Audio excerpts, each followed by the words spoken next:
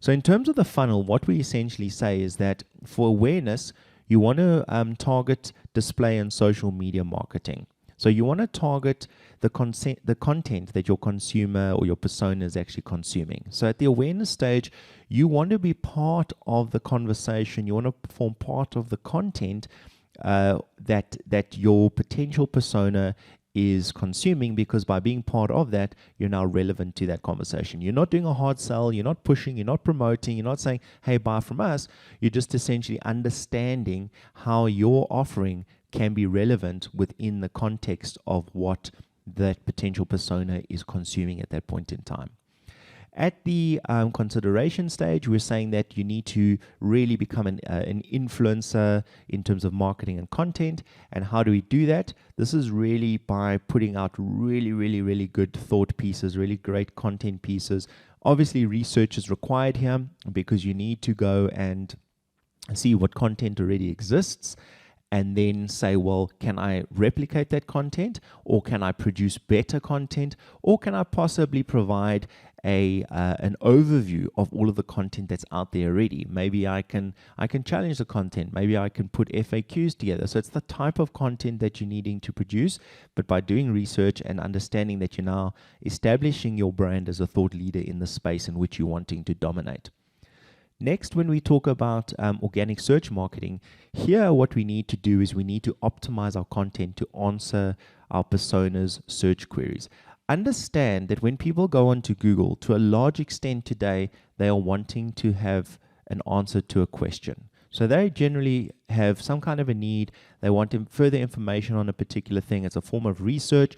So by understanding that and understanding what your customer is potentially looking for, you want to be able to create content that essentially will address that need of theirs. And by doing that and optimizing for it, we ensure that we are now relevant on a Google platform. Next, we then get into paid search and remarketing. So here you want to appeal to your persona's buyer intent. Remember, at this stage now, people have done their research. They've seen you as a thought leader.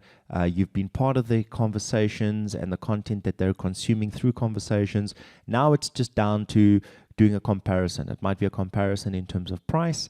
It might be a comparison in terms of warranty. It might be a comparison in terms of what other past customers of yours are saying about the engagement that they've had with your brand. And hence that's what is going to assist or create a friction point around them making a further purchase decision. And then finally, as I've mentioned before, with brand advocacy, here you want to provide your customers with moments worth sharing. So with regards to moments worth sharing, if it's I've had a good purchase experience, or I've purchased the product and I had a query or a problem and the service department looked after me, or it's a picture of me driving off in this new vehicle that I've purchased, any of those sorts of things would become those moments, those customer experience marketing opportunities. It's really about being able to create content at every single stage of the funnel so that other new potential customers can come in at any one of those stages and be relevant. Also bearing in mind, although we talk about a marketing funnel like this and we understand that there's different stages, there is the reality that a potential customer can go from being totally unaware to becoming a customer who's ready to spend money. Now, how would that work? A simple scenario could be that I wake up on a Monday morning, I go onto social media, and I see that a friend of mine has been to a beautiful game reserve and they've posted pictures all over Facebook.